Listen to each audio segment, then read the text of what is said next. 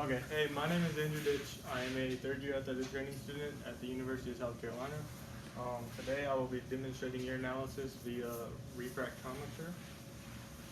So the first step to refractometry is knowing what you're doing it for. So the main purpose in refractometry is to determine dehydration of your athletes or patients. In this step, it's specifically testing the specific gravity of urine, and then a normal value is 1.005 to 1.030.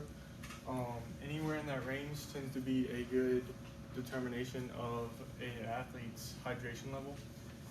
So the first step is you're going to put gloves on. Obviously you're touching urine and you don't want to get that on your body. So, and then you're going to take the refractometer, just like this. You're going to open it up right here. You're going to take your sample. Whenever you have the sample, you're going to get a current flow whenever the patient is getting the urine. Then you're going to just take one little dot, put it on the refractometer, close the lid. Then you'll take it right here.